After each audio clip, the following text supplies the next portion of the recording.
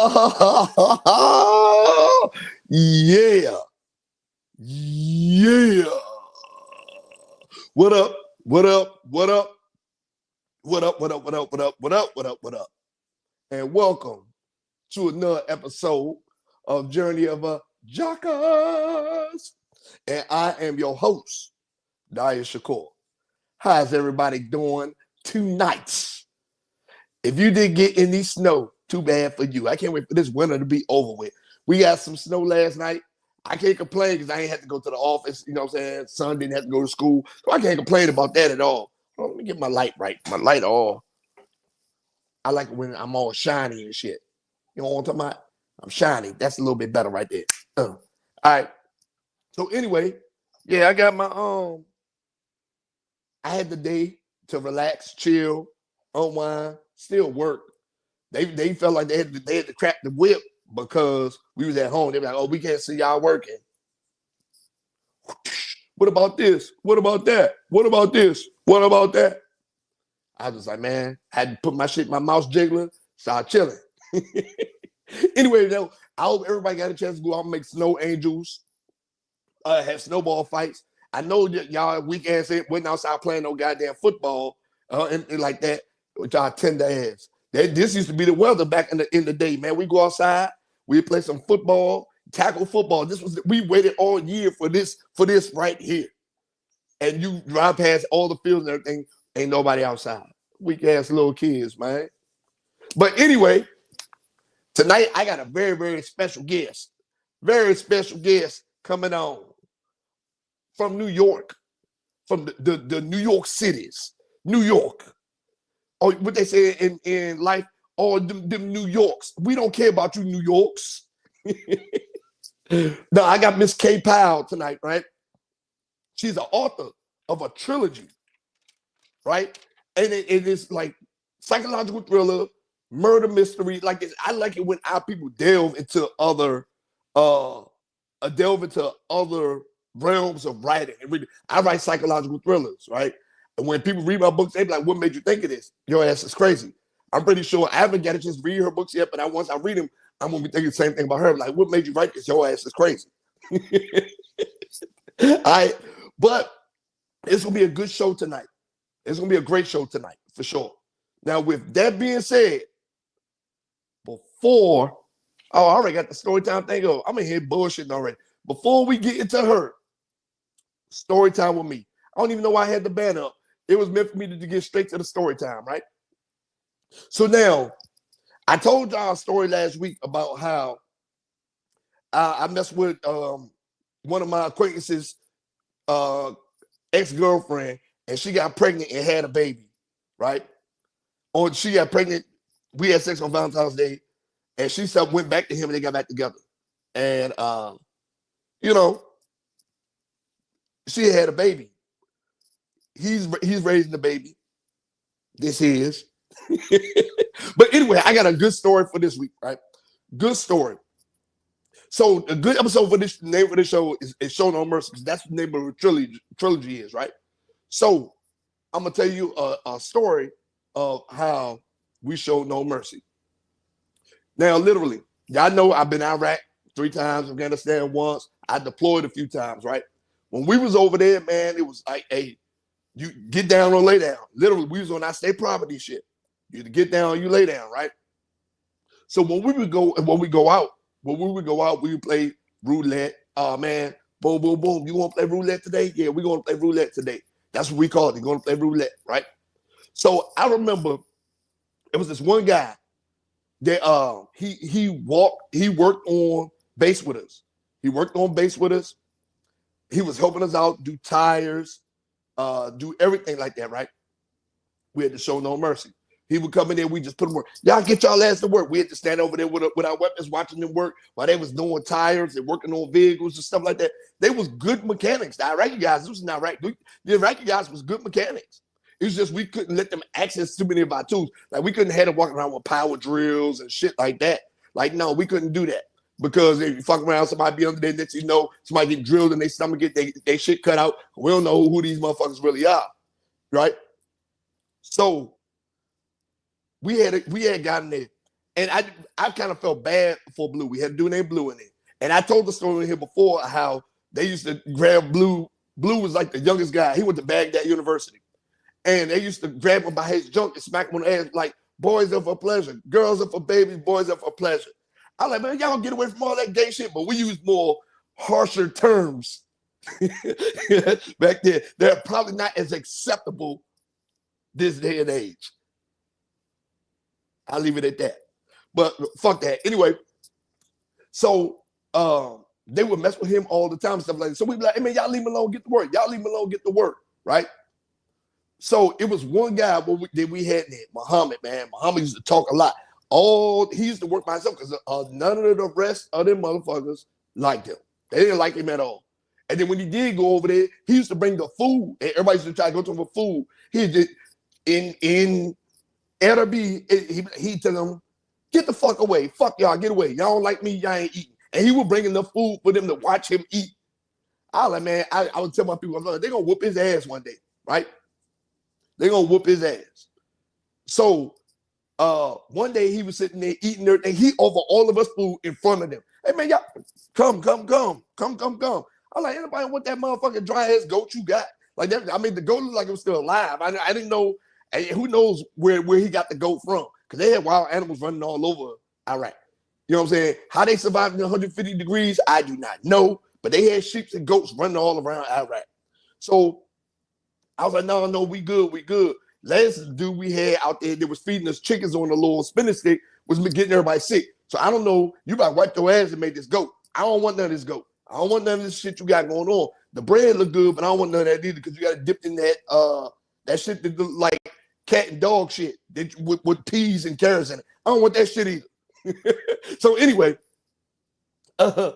so one day we was late getting down there, and it was only two of our guys down there, and all the local nationals, the Iraqis was down there, and they was working. And I don't know what Muhammad did, but they started whooping his motherfucking ass. When we walked in the motor pool, they was whooping his ass. I'm talking about stomping him out. Any tools they could get their hands on, they was beating his ass with it. Beating his ass with it. I was like, dang. I said, and then we just sitting there watching for a second before we broke them up because they were whooping their ass. They was swinging shit. We was like, man, and he was trying to get away, but they was like pinning him down and whooping his ass. So we was like, man, all right, y'all gotta stop. And I was like, if they doing that to him, they ain't gonna show us no mercy at all. They didn't show him none. Imagine what they'd do to us. So I said, y'all better keep a close eye on these guys. So we went and we had the medics come to check on him. Muhammad was a tough motherfucker because they was beating his ass. I'm talking about beating his ass, right? So we had to go get a translator because I only spoke a little bit Arabic. So they went to go get a translator to get everything broke down. They broke down, they like, he had slapped one of the guys, whatever case may be, a dude we call Fat Al, because he was a real big dude. We called him Big Al, Fat Al. And he was like, yeah, he smacked him, and because they was from different tribes, I guess. Man, started whooping his ass, started getting it in. So anyway, they were at peace for a long time, and he would leave work before them. He would ask could he go to the gate before them so he can get out there and get home. We was like, okay, cool. So we was there, they was working good and everything. Then one day they said we can't have the workers here no more. So we said, okay, cool, right? So we had to take them all at the same time. We took them all at the same time for no reason. They whooped his ass at the gate again. Whipped him. Showed no mercy. Whipped his ass. So I'm talking about, man, they stomped him. He tried to climb underneath a Humvee from getting his ass beat. And so he came back. So we had to take him back to let the other guys, we like, y'all need to go home. Get away from the gate. Get away from the gate. So we took him back. He's sitting there. And we was like, we don't know what he did. We didn't give a fuck. Right? So after a couple months, they said, oh, they can come back to work. All right. But this was right before we was about to leave Iraq. So they come back to work or whatever case may be. He brought a guy with him. To kind of help him out and stuff like that because the other guys wasn't fucking with him. So they over there doing their thing or whatever case may be. The other guys doing their thing. Work is getting done. We're like, yeah. So we're about to leave. This is our last day. We about the next morning we get up in the morning, we convoy out. And then when we convoy out, they be all hanging out by the gates waiting for us to throw MREs MREs, food, water, whatever we could do. If we stopped too long, they would snatch stuff off our trucks. So we was out there and we was walking them to the gate. They helped us in the prep in the morning. We was walking them to the gate, whatever the case may be. And it was him. It was him, the guy he brought in with him, the guy that he brought with him to help him out, and all the other guys, we escorted them out. So all the convoys started leaving. Whatever case may be. Again, I don't look, they show this dude no mercy. If they do it to him, they would do it to us. Okay? So my convoy was one of the last convoys to leave because we was in the rear. We had all the heavy artillery, all that stuff. We was blowing shit up, literally. If something happened, we was the ones that was blowing shit up, right? So we're leaving, and when we're leaving, I'm waving because I see the guys that was working in, I guess they was trying to send us a message. Y'all better get the fuck and don't come back. So I was waving at them. I was like, all right, bye, y'all. I'm sitting in the gun turret. Bye, bye, bye, bye. The dude that worked with Muhammad grabbed him in the full Nelson, put his arm behind his head like this, The rest of them niggas pulled out knives like this big. They put up, when I said them, motherfucking knives was like this big. And I started jamming his ass up with the back of the truck. If you ever seen that movie, what's the name of that fucking movie where Edward James almost, when he stepped out the jail cell, I forgot the name of the movie, but he stepped out the jail cell and the motherfucker was like stabbing the fuck out of him, and they was jumping up and stabbing him in his chest, and then they threw him over the side in the jail, and his limp body just fell. Well, he had him in full Nelson in the back of a pickup truck, and the rest of the dudes like this, showing no mercy, man. He was screaming for help. You can hear it through the earbuds. He was screaming. People, everyone was just standing around, kind of gathered around, staring and watching like it's a spectacle. Like it was normal for them. Barbarian shit. Everybody just standing there staring. And I'm like, oh shit, they killing Muhammad. Blah blah blah. I'm talking like, but they when I say everybody, they had little kids out there stabbing him. This must have been a community punishment. You know what I'm saying? So with that being said, when we was over there, everything that we did was justified. Because if they do that to their own people, they would do that to us. Because they jammed them up. They had to stab that man in that little minute, 2 minutes. They had to stab that man a couple hundred times. And his eyes rolled back of his head. He was screaming for help, reach for air and everything. I'm like, nah, my boy, we can't waste no bullets on you. You already dead. And best thing we could do is put you out your misery. But if they didn't show him no mercy, they wouldn't have shown us no mercy. That's why we was over there lighting shit up. And that's story time with me. But yeah, but I say that shit was like some movie shit. I was like, oh my God. The first dude that stabbed him, that biggest fucking knife I've ever seen in my life. I was like, damn. I seen, I seen some big ass knives. Like that shit was like, it looked like a machete, but that shit was like a knife. That shit was like, I was like, damn. And that one didn't kill him, Muhammad, a tough motherfucker. I would have hated to get in a fist fight with him because he survived that one. That shit didn't puncture no lungs. That shit didn't bust his heart. That shit didn't do nothing. He survived that shit. He had the will to live till the rest of them motherfucking shanks start coming. That shit like somebody getting killed in jail, man. But it was on the side of the street, and everybody was just standing around like it was normal, eating fucking watermelon and chicken, and squatting down taking shits. It was fucking gross. They probably just kicked him into the gutter and stole his truck, went home and plowed his wife, molested his kids. Who the fuck knows? I'm just glad that we got the fuck out of there because I didn't want none of that smoke. And that's story time with me. Man, when we talk about that shit to this day, motherfuckers be like, damn, yeah, I remember that. And got his ass aired out. So anyway, that was story time with me. Now, again, we have an author, entrepreneur, business woman, straight from New York. You know what I'm talking about? And fellas, hear me out. She's a very attractive woman. I just looked this lady in her face. She's attractive. So y'all may want to tune in for this one. She says she's single too. So I don't know, Valentine's Day right around the corner. So, you know what I'm saying? You might get you a little Valentine or something. Put a flyer out.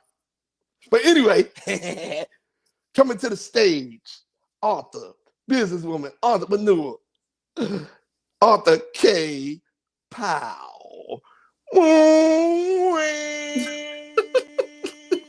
You are too much.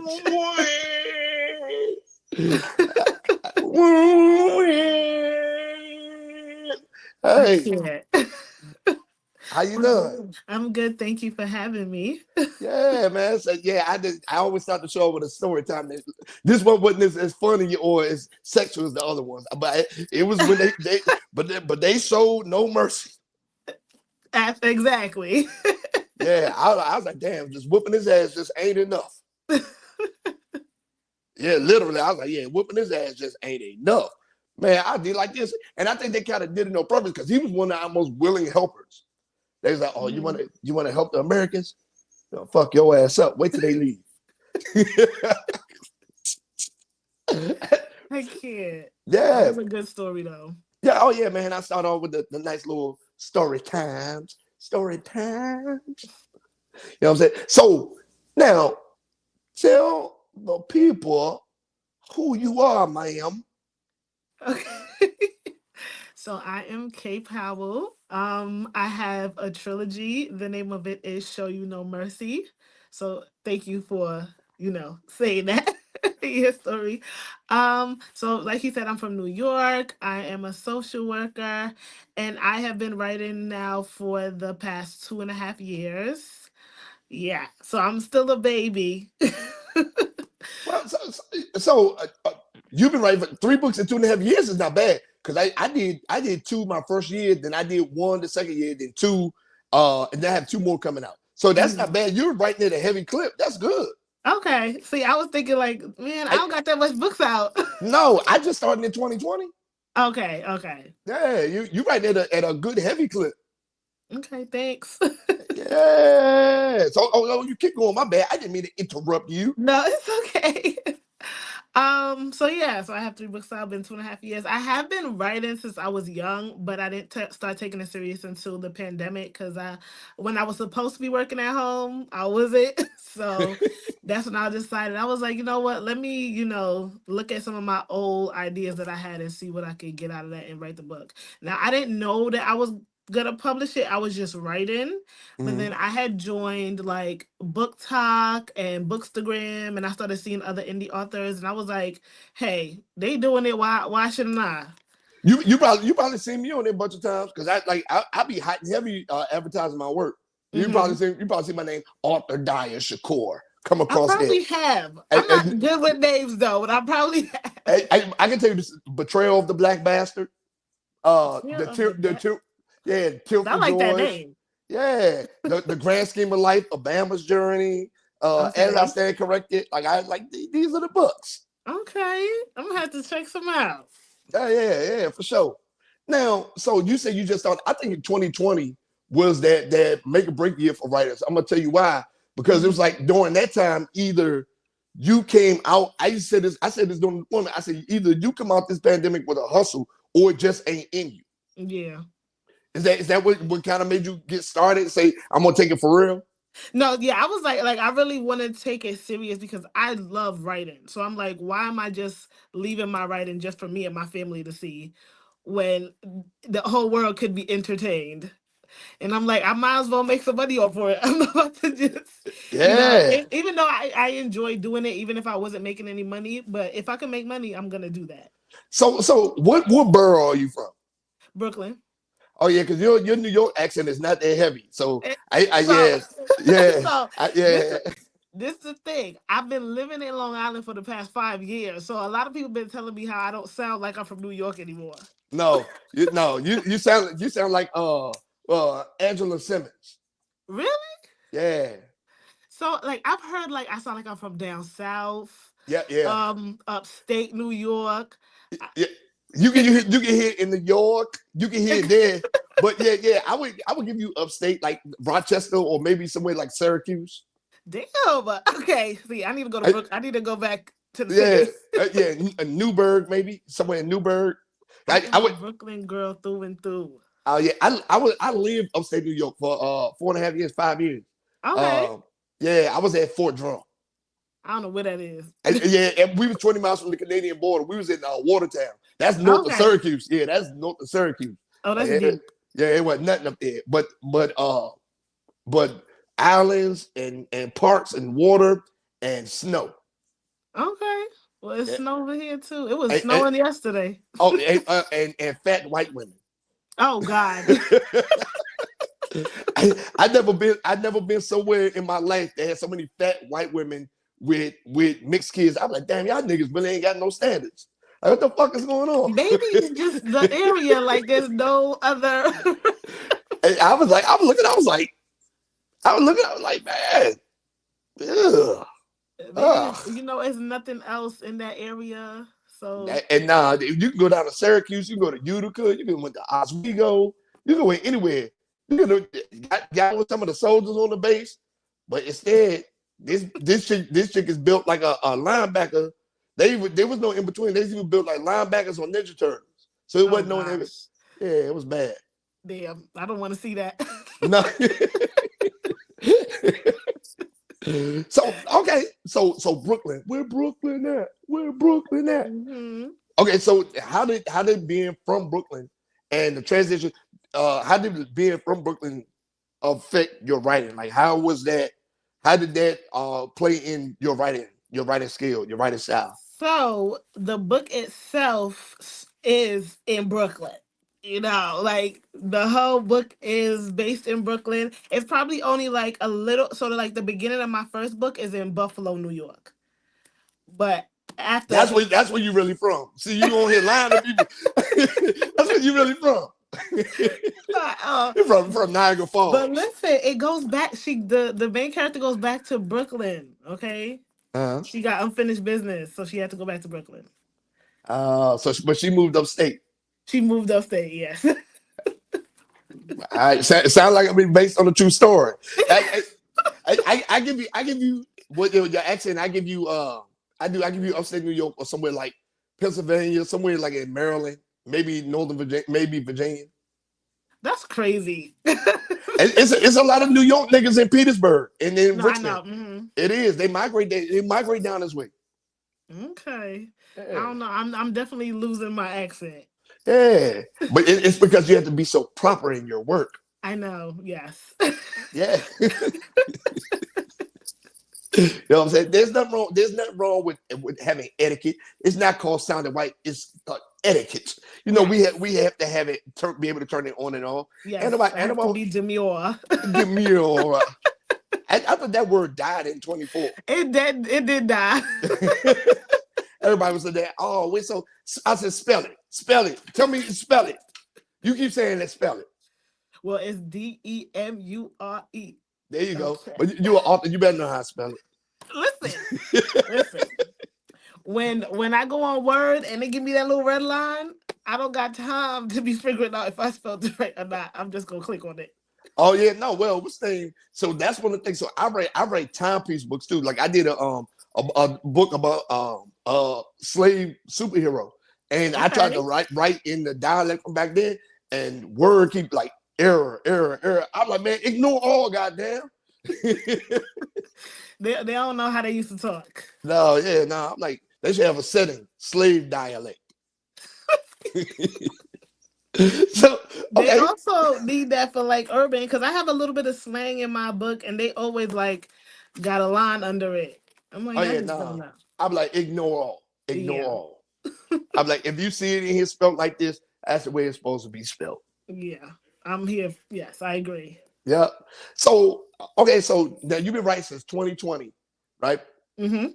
What made you choose this genre? I mean, Brooklyn is written all over, right? Let's get back into that first before we get into the genre. What what about did you experience in Brooklyn that made you say, I want to write psychological thrillers, dramas, thriller books, kind of books? So what made me want to write that type of book? But besides all the gun busting and the YN's game banging. So, okay, so I've always been a fan of psychological thriller movies. Like I'm a big movie girl. I go to the movies at least every 2 weeks, Uh-huh. depending on what's out. So I've really just been into that, and I read a lot of thriller books. I think it's so important for you to read the books that of the genre you write in. I'm sorry, I have my dog, so she won't bark. Okay. That's okay. um, So yeah, I just like enjoy watching those movies, the TV shows, and I feel like it does something to me. So the why I wanted to write in a specific genre is because of the anxious, on edge feelings I got when I was reading or watching something. I wanted to give that to my readers. Yes, and same way, my psychological thrillers, I only make the first chapter one page. I'm like, read this and tell me if you interested. They read the first page. Oh yeah, I want this book. I'm like, damn right, you want this book. You want to know what's going on, right? And what's that? Yeah, I used to be like that with movies. Like I still like you call me old, but I still buy DVDs because I feel like the Oh internet. Lord. I feel like the internet and all that shit is going to crash one day. Possibly, I do think that possibly could happen, Yep. but I don't know. I don't When do DVDs. when it shuts down, I want to be able to. I want to be able to go in and watch the Last Dragon and you know what I'm saying, see Bruce Leroy kick showing off Listen, ass. you could have your own little theater, okay? Have I, people like how you want to watch a movie? This how much it goes. like, come on. I'm like, I got it. I just go and put the DVD player in, press it. I'm like, it show the credits and everything before the movie. I'm like, oh, Mhm. I remember when that movie came out.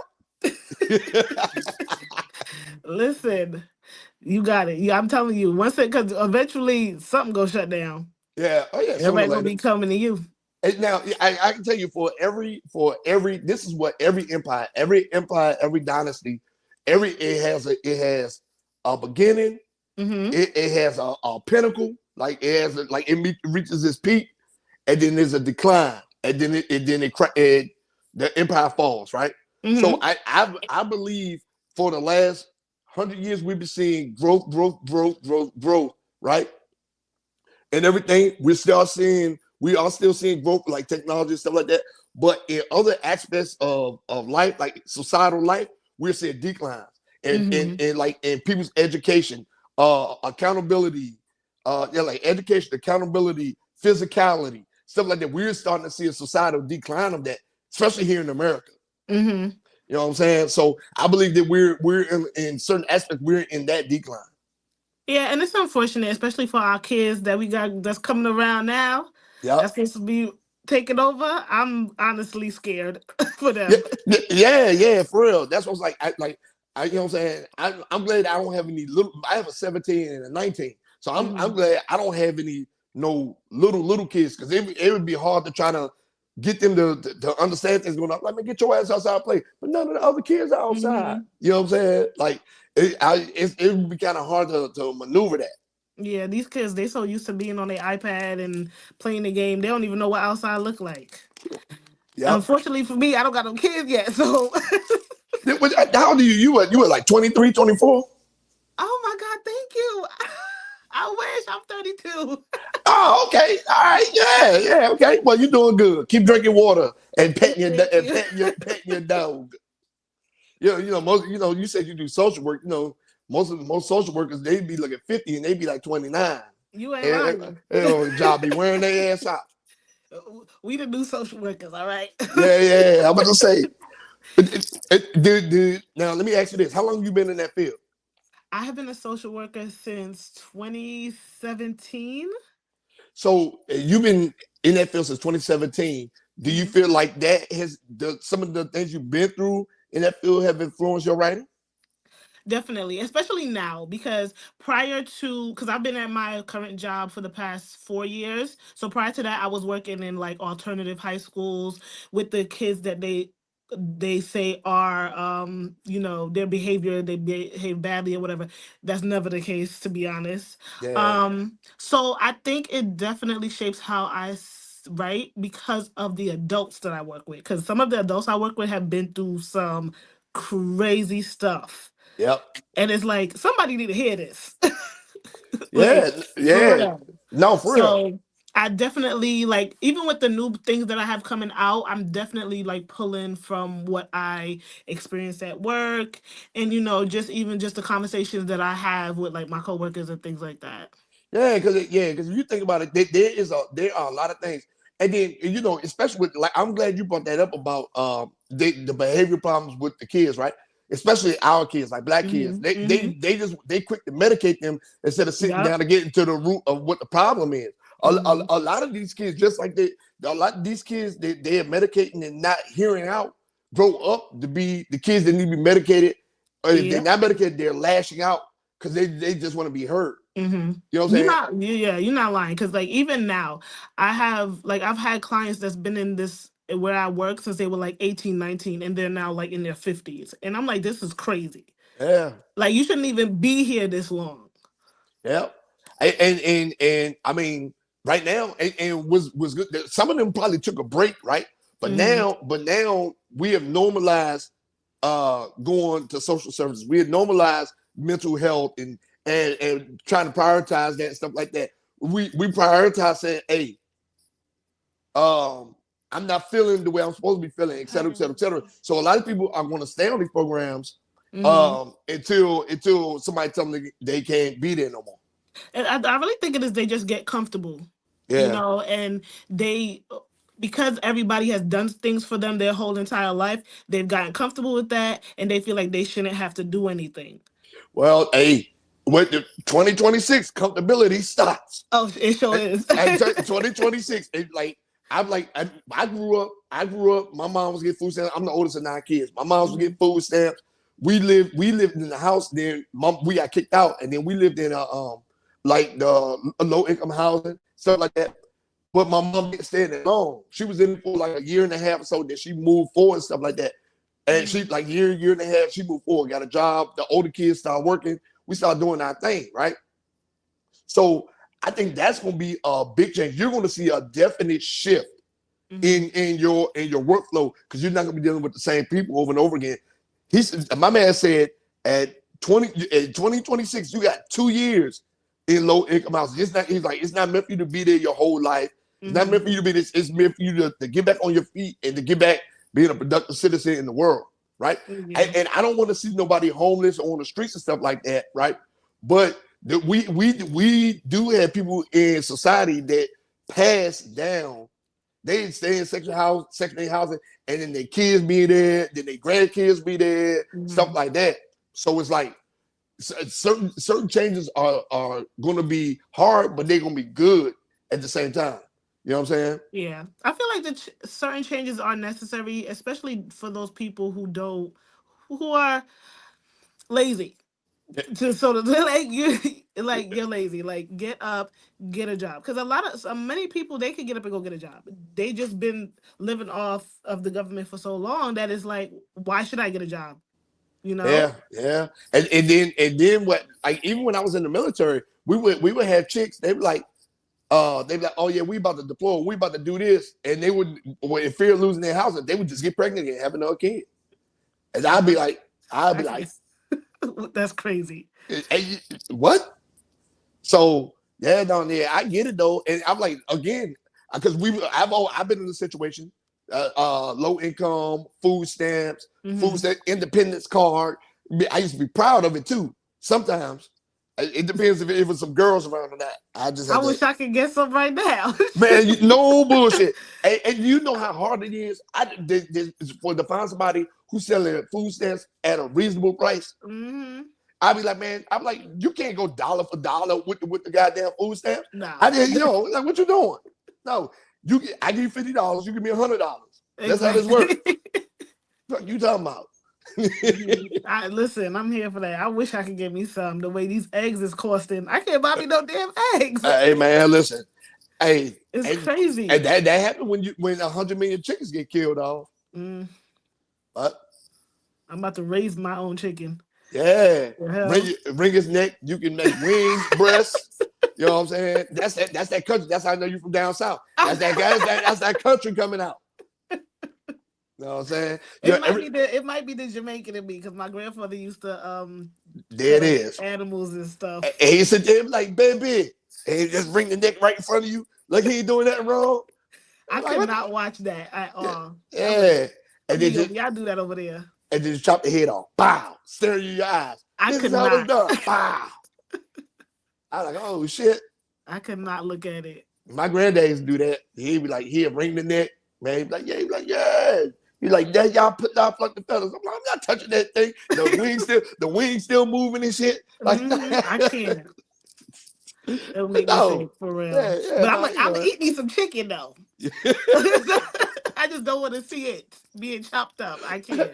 The process, Yes. man. Look, but yeah.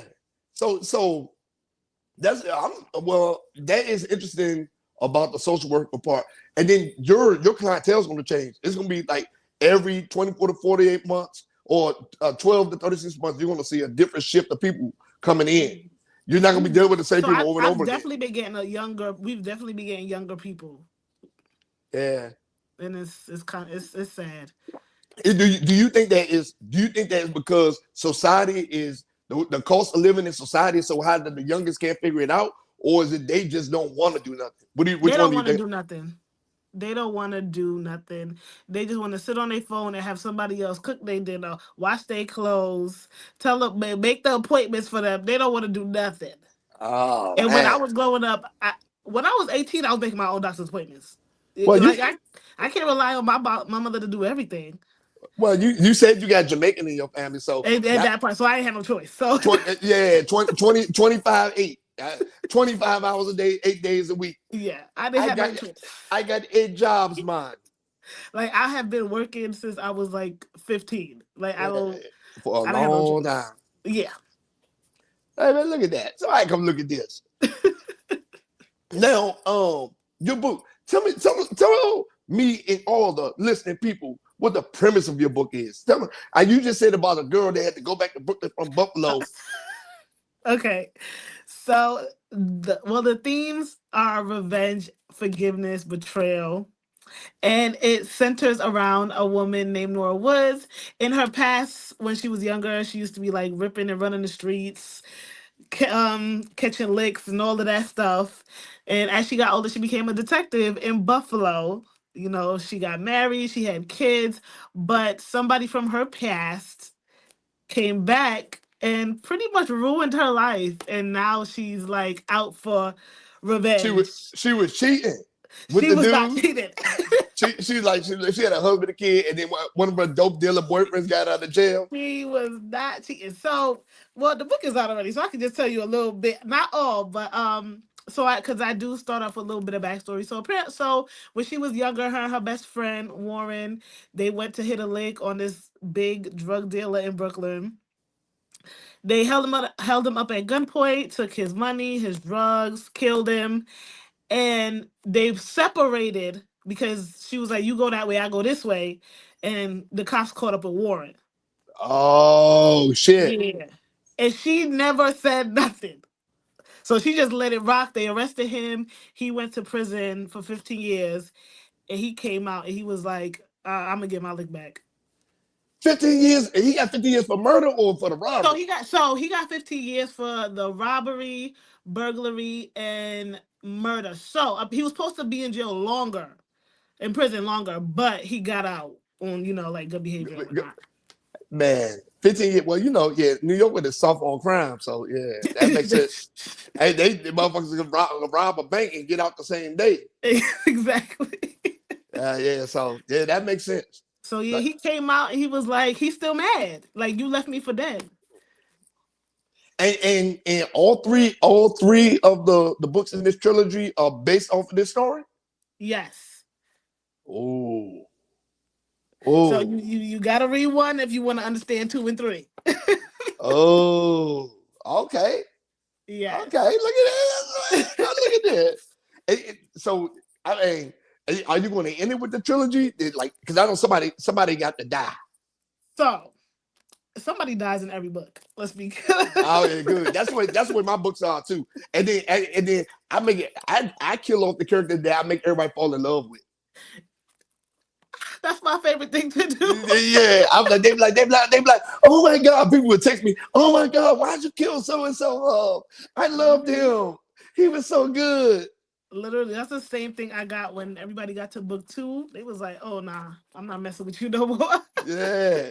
See, something's But wrong with you. That's what I said. You're right. These guys books, something wrong with you absolutely right. Something must be wrong with me. you.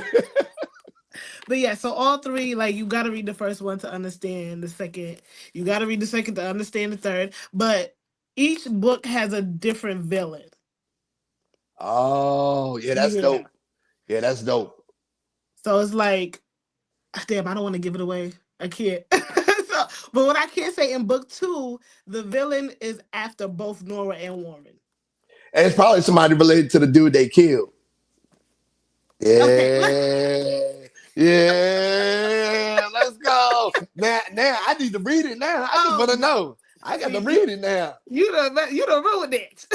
Yeah, I didn't read it now. You didn't say who. You just said it's somebody that's related to him. Yes, that's yes. Somebody else related. Damn, I, you're good at this.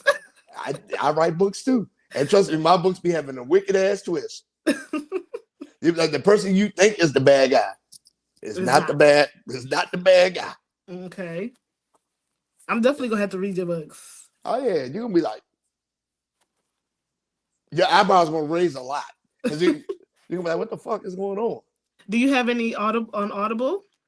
Not yet. So I've been putting that off for a long time. I have one that's in rough draft right now. And Mm-hmm. I'm reading it. I'm like, as he ran up the stairs to get away. So my first book is on Audible. So I was like, okay, because it's expensive. So I was like, let me see if how my voice sounds trying to do it myself. I don't like the way my voice sounds at all. Oh man, look, I don't even care. Like everybody that read my book said they can hear my voice, especially my first book, because Mhm. it's like a hood drama comedy, and everybody like so as soon as they read the first paragraph, they're like, oh, I can hear your voice on this. Well, that's good. So they know that's your book when they reading it. Yeah, Okay. yeah, I'll be talking shit. They be like, oh yeah, yeah, I this is can't wait to yours. read it. Yeah, yeah, for sure. So now, what were your motivations besides you say you've been a writer and you was bullshitting at work and started writing books. So, what was it like? What was your ultimate motivations? Like, what drove you to say, I am going to do this? This is what I'm going to do.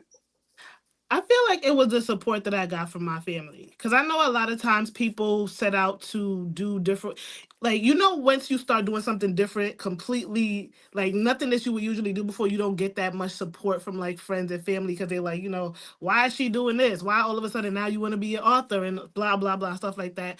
Uh, So, because I had so much support from my friends and family, like they was riding for me. So yeah. like when I put out my first book, I had my first book signing. Like I found me a hall. I sent out flyers and it was amazing. Like all my Yeah. friends, all my family, they invited people. So I feel like that motivation, knowing that, okay, I have a team behind me Hmm. pushing me to continue doing it. So even those days when I feel discouraged or like, have imposter syndrome or something like that, Hmm. I got to remember like, okay, I'm not doing this just for me. I'm doing it for the people they're And, riding and for me. so I can tell you one of the things that I noticed, like with me, is that with the author stuff, is like once I started putting out books with a volume, Hmm. the support from the friends and family, they say, okay, well, I bought your first one. I ain't about to keep buying your books, right? And that opened my eyes to what I really need to be doing. Like Hmm. it was like, well, there are more people in the world than my friends and family. So that's what True. made me start doing events, doing hosting the expo. I hosted Hmm. the Independent Black Author Expo. Okay. So host that expo, invite authors in, doing working at book adventures, doing like stuff all up and down the East Coast and all over the country. It's like though it's billions of people in the earth. I need to stop focusing on this one group of Just this. people. You're right. Yep. Yeah. So and So it yeah, so I agree with that because like besides my family, I do get a lot of support from like other authors and readers and stuff like that. So like Book Talk has been like a big part of my journey because that's where I've met most of my readers and other author friends. So they like give me advice, especially those people that have been doing it way longer. That got like 50 books out. So I mm, like talk to them just to see like how do you have so many books, and things like that. But I definitely get a lot of support from everywhere, from even my coworkers bought my book, like so it's like yeah, so that's where and I get my motivation. and then yeah, that'd be my thing too. Like yeah, I be seeing people that have that many books. I'll be like, okay. And then my partner just released two books in the last couple of months. He said, man, dude, He said, the only reason I'm doing this because he told me, he said, man, you be motivating me to do it. Because he was like, man, I be seeing how you be working and doing this stuff like that. Now he's doing events and stuff like that. I'm like, yeah, man, see, that's the way it's supposed to be. Nice. That's the way it's supposed to be, baby. Let's go. And especially if you're putting out books like, because my books be between 200 and 320 pages. And if you're writing the clips like that and putting 2 or 3 books out a year, like you're really, this is in you. Yeah. You know what I'm saying? So most people get between 75 and 150 pages and they start kind of tapping out on the book. Like, I was like, nah, man, I got shit to talk about. You ain't lying. But I just like, sometimes we think, because I be looking at like my peers and stuff, and they have like, they put out like 5 books a year. I'm like, what the hell? But yeah, I mean, you got to think about it though. So the people that do that, they either like trilogies or something like series and stuff like that. They either series or the books are short. Like the novellas, right? Yeah. They're short. They're short. They're not. They give you enough to make you want to get the next one. You know what I'm saying? But actually, full-length fiction books, like, you know what I'm saying? Like, nah, they pumping out 5 of those in a year. You ain't got no goddamn job. Yeah. You know what I'm saying? Shit.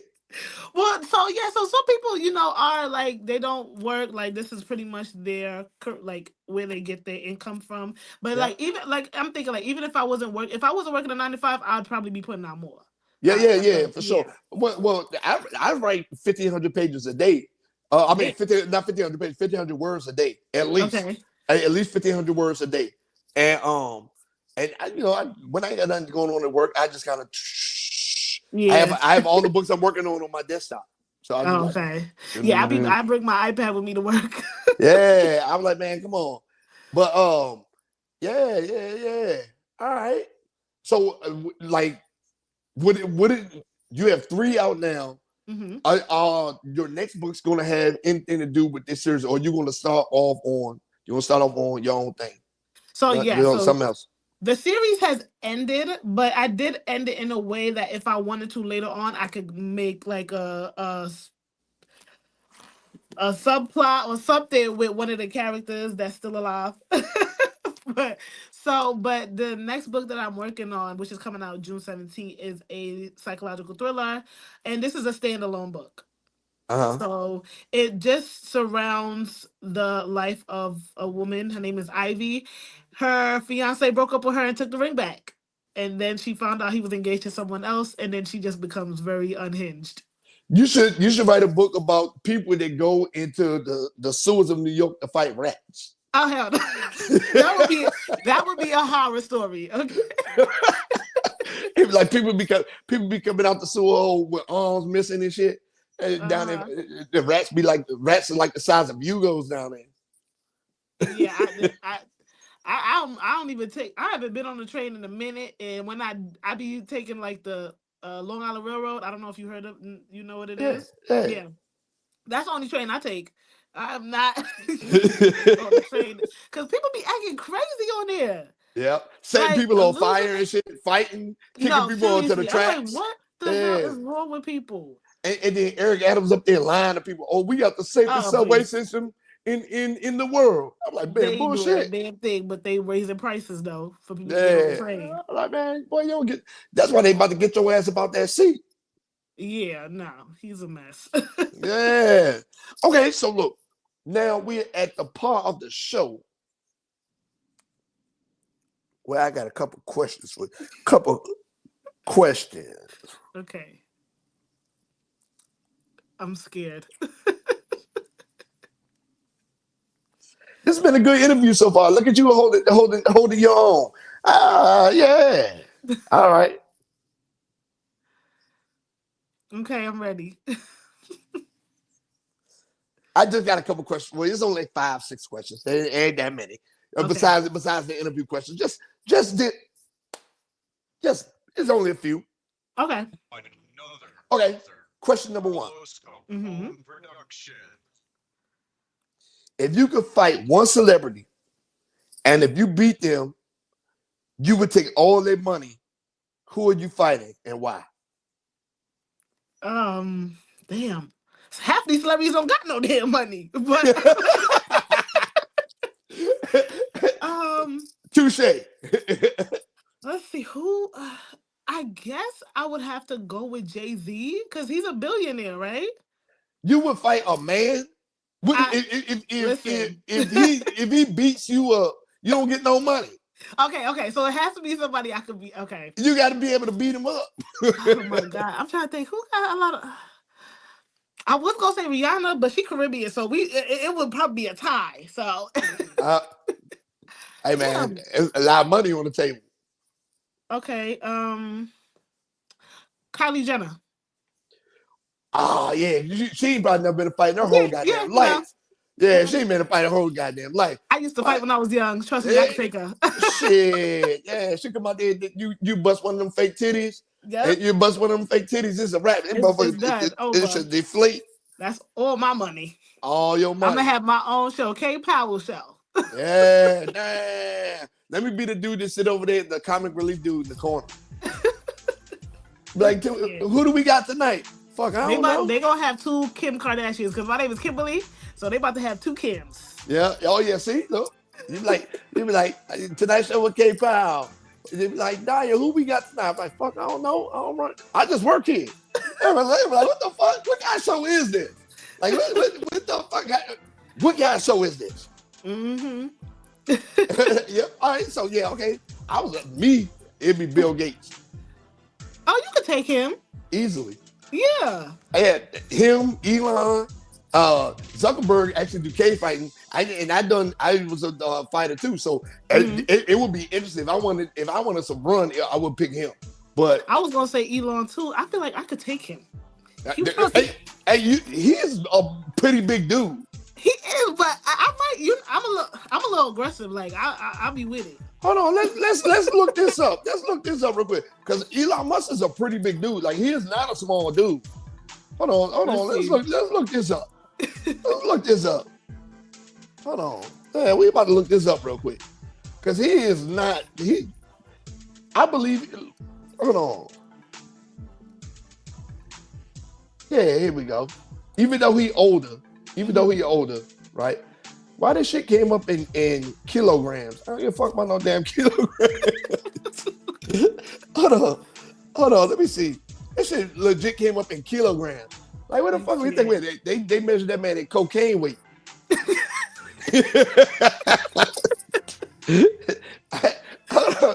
Listen, all I gotta do is kick him in his stomach, and once he fall down, it's over. That's how I see it. Let's see. Where's shit at? Let's see. That nigga got a bunch of kids. How many kids? I don't know. 1, 2, 3, 4, 5, 6, 7. Oh, that's too many.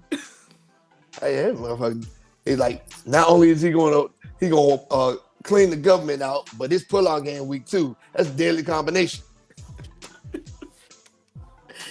He can't. Yeah, hold on, man. This ain't showing nothing. I'm trying to see. You looked up his weight? Yeah, hold on. I doubt they gonna put his weight online. What is 6'2"? Oh, yeah, he's skinny. 6'2", 187. He just bad built. He just. Oh yeah, okay.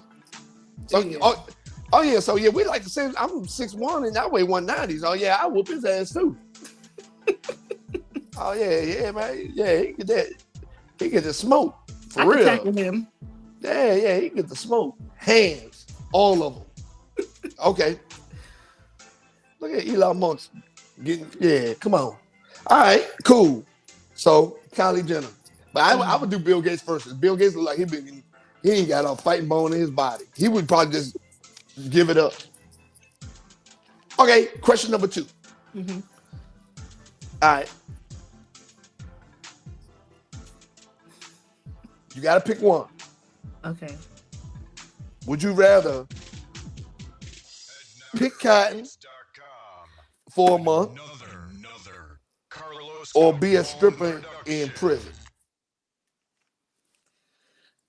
I'll be a stripper in prison. It's not a regular prison though. Wait, what kind of prison? It's a ladyboy prison. I'll be a stripper in prison. Okay. A strip? Why? And we all women, we all know what we got, so it is. I won't be scared. It's gonna be a bunch of buff, horny dudes with Oh, titties and it's guys. yeah, a bunch of buff, horny dudes with titties and dicks. Okay. Picking cotton. What's the weather? Am I getting paid? No, you're not getting paid for either job. I'm not getting paid for. Okay. It's both of them. It's gonna be hard work. So it's guys at this prison. Guys with titties. Guys with titties. Yeah. So transgenders. I don't think that's a thing anymore.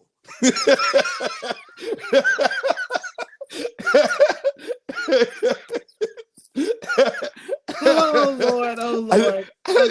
I'm gonna have to do the prison. I can't pick no cotton. Okay. All right. Okay. Yeah. I'll say yeah.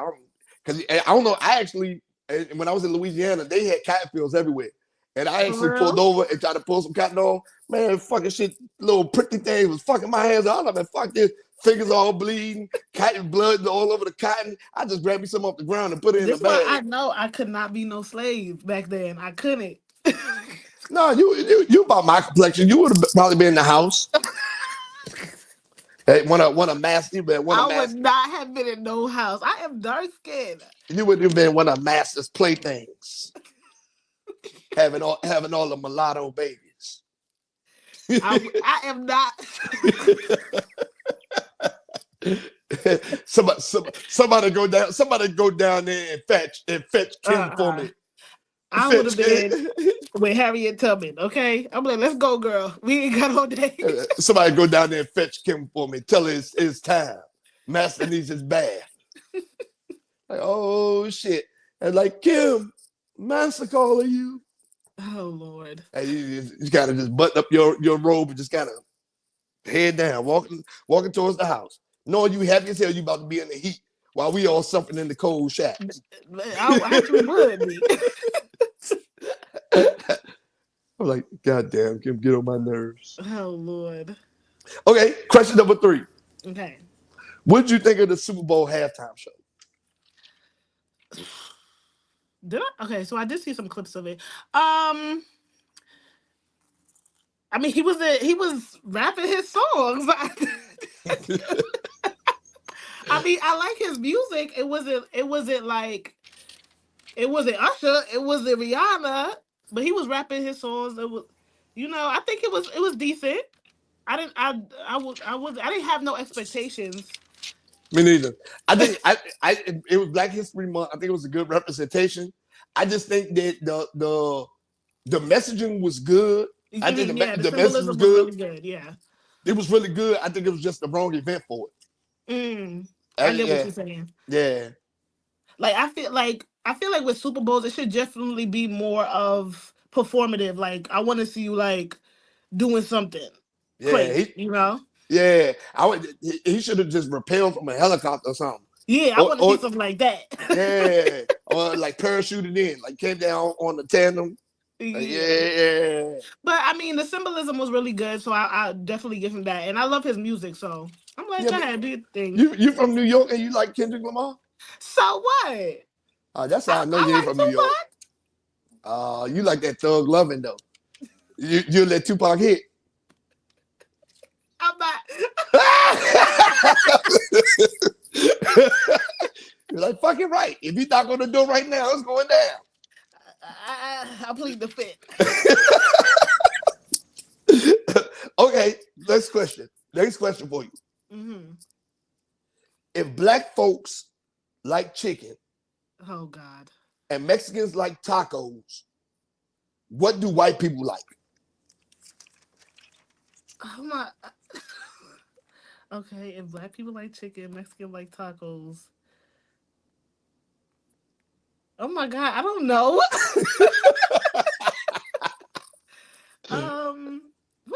white people eat? I'm asking you.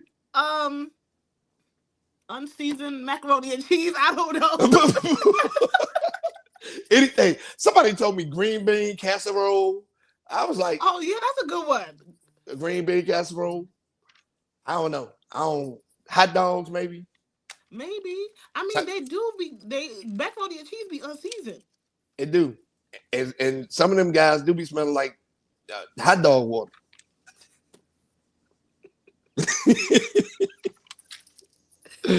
Yeah. I don't know. I don't know. Yeah, I don't know neither. Okay, so we'll just say green bean casserole, Okay, yeah, we'll stick with that. or I don't know. They like mayonnaise too. They eat Oh, they do love mayonnaise. I like mayonnaise too, so I can't say that. But now Mhm. I don't know. Man, yeah, it's a lady be on Facebook that be making all her food with like mayonnaise. I'm like, ugh. I can't. Okay, Okay. so next question, Mm-hmm. and this is your last question. You made it through. I took it easy on you tonight. You did. These are light. Yeah, it's a light. I took it easy on you tonight. All right, you know what I'm saying? One word association. I'm gonna say a name, Okay. and you say the first word that come to your mouth. All right. Mm-hmm. Yeah, I told you it wasn't gonna be that bad tonight. I had to break you in, so I gotta make you want to come back. Because I'm doing an author summit, so I gotta make sure you come back. I will be back. I'm definitely enjoying myself. Yes. Okay. One word association. You gotta say the first word to come to your mind. Okay. Ready? Mm-hmm. Donald Trump. Orange. What? What? Okay, orange. He's orange. Orange. Okay, got it. Okay. Bianca Censori. Who that? Kanye's wife. Oh, naked. She's Yeah. always naked. I mean, I think she's a robot.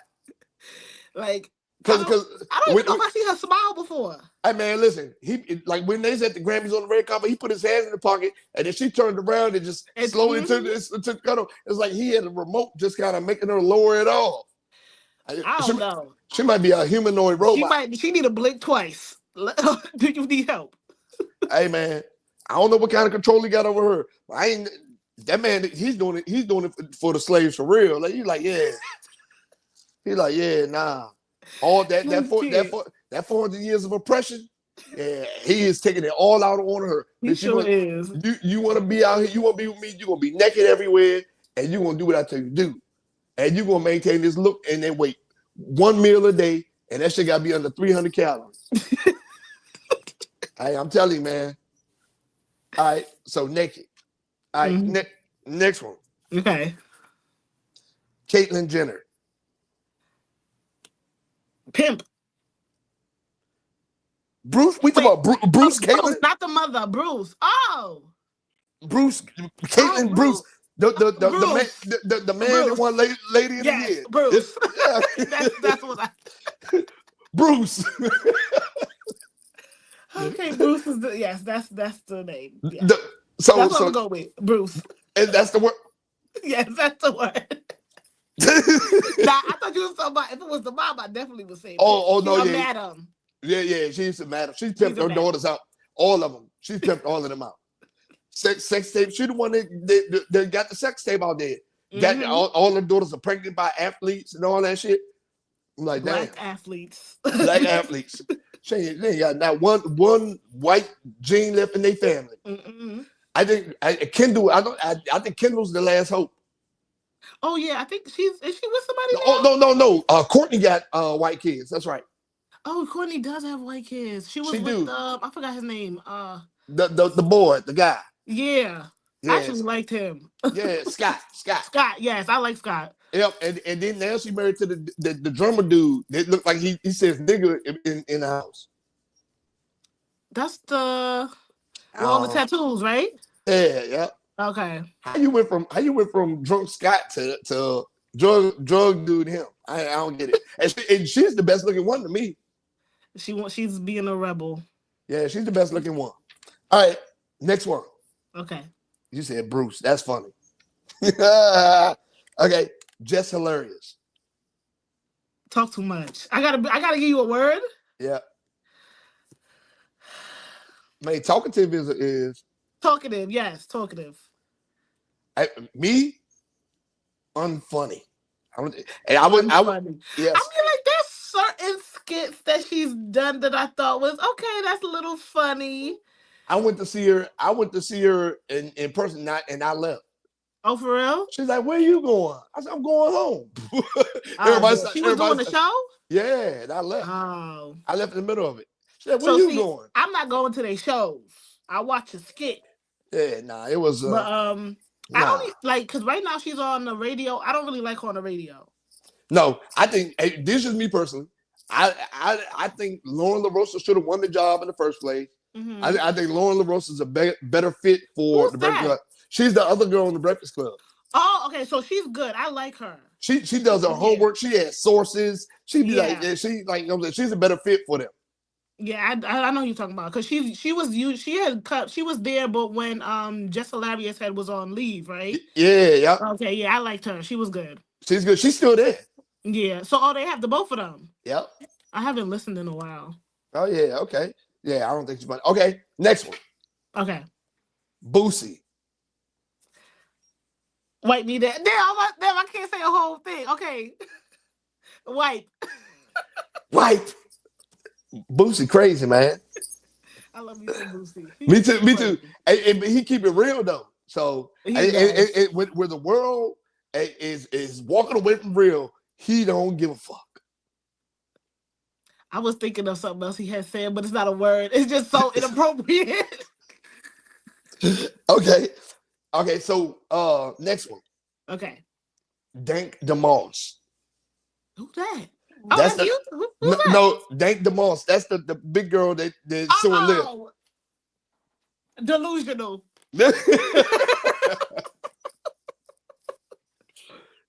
Okay, yeah. Yeah, I agree. Delusional. Obese. Yeah. I agree. Okay, so that was a good one. Delusional. Okay, next one. Charleston White. Oh God. Annoying. Why? He just like, sir, you too old to be doing all this stuff. Like, yeah. I just don't like him. What's crazy though is he'd been going in front of city council and they doing stuff with city for a long time. But he said he wasn't getting no attention. That's why he invented this character that he is now. Because I was like wondering like where he came from. He just came out of nowhere, started talking crazy. I don't know where he came from. Yeah. But yeah, he's annoying. Annoying. All right, next one. Okay. Tory Lanez. Can I plead the fifth? You can't plead the fifth. You got one word to think about Tory Lanez. Okay. Shooter. Oh. Hey, look, and I can that dude like 5'2", Meg like 5'9". She was letting him hit, man. She was just letting anybody get some of her. I mean, Tory Lanez is a handsome guy. Tory Lanez is like a fucking chipmunk. He's just short. I don't see, but there's nothing wrong with that. He's just short. You would let Tory Lanez spend the night? Spend the night? I let him take me on a date. Nah. She wasn't doing that with him. You don't know that. They were probably dated. Or was he dating a friend first? Oh, he was hitting both of them. Pimp shit. None of my business. Okay. Last one. Okay. Drake. Clown. Ooh, wow. First of all, you can't talk about somebody, expect them not to come for you, and then you want to go suing people. This is a rap beef. Why are you suing? Yeah. Cause just come harder with the music. And he's out on tour right now. He is. So I'm Yeah, like, he's in Australia doing the Super Bowl. He was in Australia doing the show. I just feel like I don't see the point of him suing people. Like, just come with a good song. I think that like and this one Kendrick too. I think that now Kendrick, you proved the point. You 400 million people watch you had Mhm. the whole world screaming A minor, right? It's I time. was screaming as well. Yeah, that's what I'm saying. So I think it's maybe time to go ahead and let it go. Let's go ahead and let this Mhm. thing. Let's go ahead and let this thing die down. You know what I'm saying? Let Drake live. You buried the hatchet. Go Mhm. if he go record some new songs in case he try to come back.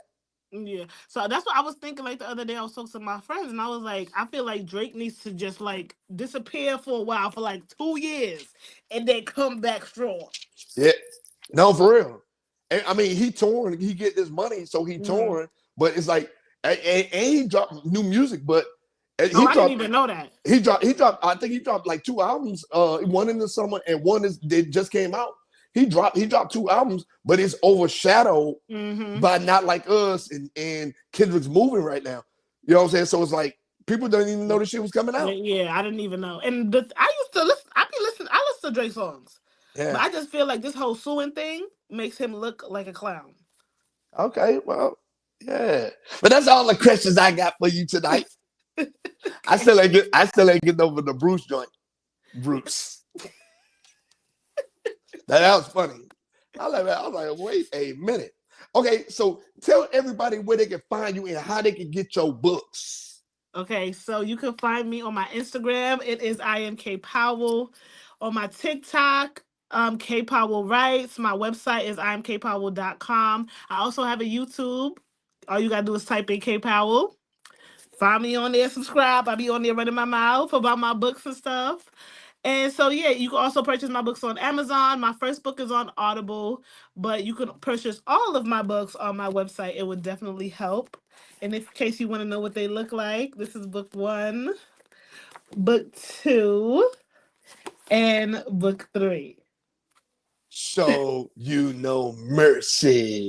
no mercy. Like And they I, did, I like show none. like they did Muhammad every time they beat him up and shanked him. Oh, Lord Jesus. It was Yes. too much. Man, but I want to thank you for coming on tonight. Thank It was a you. pleasure, man. And once this thing airs, I know people are going to laugh with us and have a good time, and they're going to enjoy this. I We can't wait for it to come out. Yes, and we definitely have to do it again. Yes, I definitely want to. Yes. So I told you This was fun. I try to make it fun for everybody. You know, some people just be on there and they be serious all the time, blah blah Mhm. blah. Like, no, we're gonna get the point across, but we're gonna have fun doing it. Yeah, I love to laugh and I love the games. So Yeah. next time I come on, I want you to bring the questions because Oh, those is right. oh yeah. Oh, they get pretty. I got you. Trust me, I got you. I ain't scared. Oh, Okay. okay, good. You know what I'm saying? I start asking you questions. You like, you be like, oh yeah, I'm single. Next thing you know, the interview come out, and then next time you do it, it's a dude standing next to you with his hands behind his back, waiting for you to say something crazy. I'm like, oh shit, what is going on over there? I You can't and that ain't never gonna happen. I can't answer that question right now. Oh gosh, nah, you good. You can ask me any question next time I come on. Cause when my next book coming out June 17th, I'm gonna come back on. Oh yeah. I'm gonna need your bike. Yes. All right. Well, I'm glad you came on. I'm Right? glad thank you for having me. This was so much fun. Yes. And I appreciate you, but I'm about to get this show rolling. Okay. Bye, girl. Bye. Oh yeah, that was a good show. She was fun. I did take it a little easy on her tonight. I should have went extra hard with the questions, but I ain't want to. I was like, man, let me bring her in nice and slow to the game. You know what I'm talking about. But look, man, make sure y'all go out and support. Support, right? Brilliant writer. You can tell she has a creative mind. She's been through some things. So yeah, it's gonna be her trilogy. And then once I get them, I'm gonna be honest about it. but they already had my attention. So you know she's going to get read of the week this week. All right. But before we get to the read of the week, we got to get into community events. All right, y'all. So community events. Community events. Hear me out. This weekend, on February 22nd, hear me out. February 22nd. All right. The paint and cocktail making class. February 22nd at 2 p.m. Pure Elegance Event Space.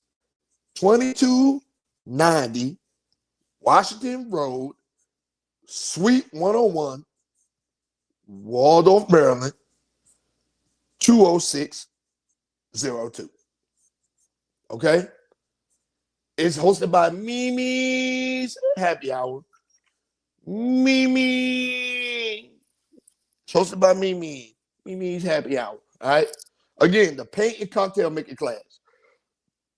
February 22nd, 2 p.m.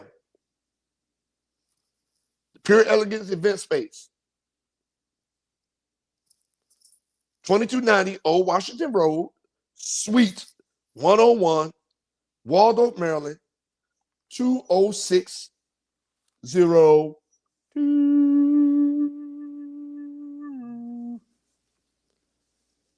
And that is my community event. All right. Now, read of the week. We just had this creative author on here. All right. I'm looking for my pen. I'm looking for my daggone pen. See, I be forgetting stuff, man. You know what I'm saying? I'm looking for my pen, but we just had a creative author on here. And if y'all couldn't tell by the way she was describing her books that them joints is good, I'm actually gonna go ahead and get them and read them, and I'm gonna give y'all an assessment. But because she came on here to share her books with us, author K.Powell is getting read of the week for the Show You No Mercy trilogy. The way she described it already kind of reeled me in. So I want to see where it goes, how it goes, and why it goes. All right. So my read of the week is Show You No Mercy trilogy, all 3 books by author K.Powell. They just left the show. You know what I'm talking about?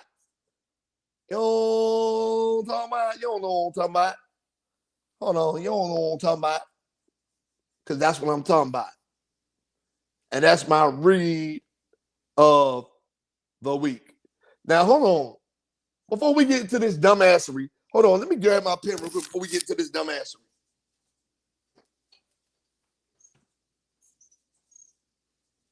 Where is my pen? Oh, yeah.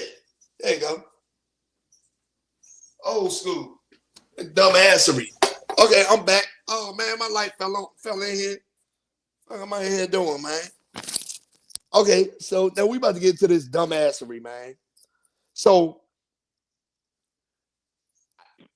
I'm a firm believer in giving people the recognition that they believe that they deserve, right? So this week's dumbass of the week, right? This week's dumbass of the week, man, oh man. Man, oh man. He deserves it more than I think. Well, I don't know about the lady that was in Pakistan that's now in Dubai. She's wilding out. Like I'm glad she's still alive. They ain't stoned her to death yet, right? So I'm glad that she's still alive. She over there wilding out right now, causing a ruckus. But anyway, my dumbass of the week this week, I believe he deserves it. His dad probably thinks he deserves it. His family probably thinks he deserves it. His ex-girlfriend probably thinks he deserves it. Because Why? Why, oh, why? Right? So my dumbass of the week is the son of one of the most, well, the greatest basketball player of all time. The son that was smashing Scottie Pippen's wife. Scottie Pippen's wife that was 12, 13 years older than him, smashing her. Was about to get married to her, out drinking with her, vacationing with her, with his dad's money. Because we all know this nigga ain't got none. What does this man do for a living? We don't know. And the more and more I look at his picture, he don't even look like Michael Jordan. For real, this might not even be Mike's son. This might not even be, I'm looking at the picture right now, and I'm gonna have the picture posted right there beside me. Boom, right here. Right here.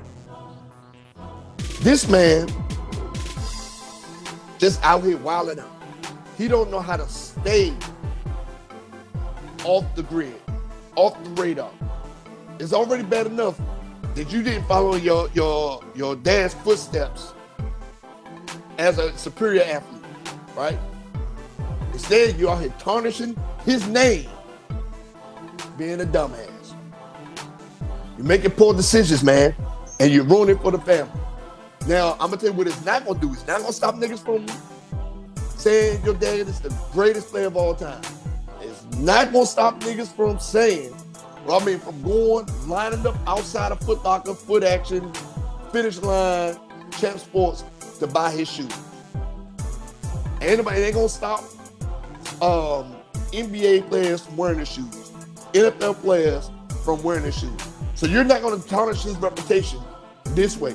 Now, what is gonna happen, and what I would do if I was him, is I would cut your dumb ass off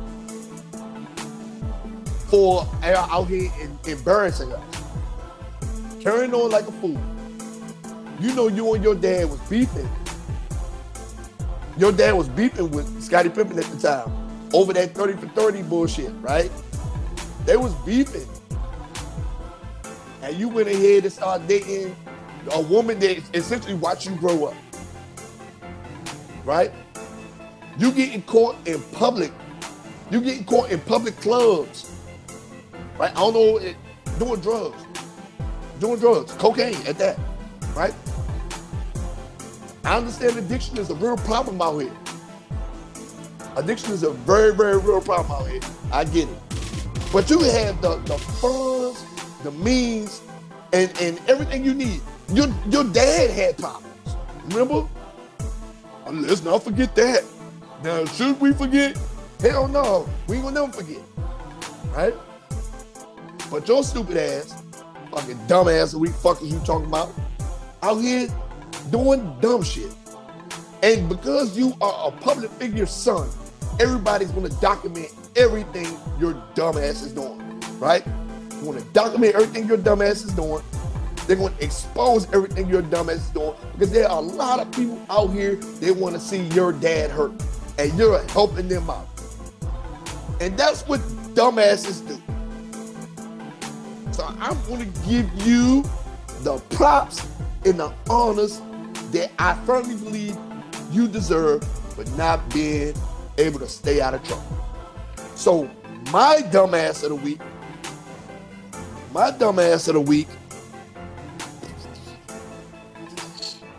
yeah, it's gonna go right here somewhere like that, or right here. It's gonna be somewhere over here on my shoulders.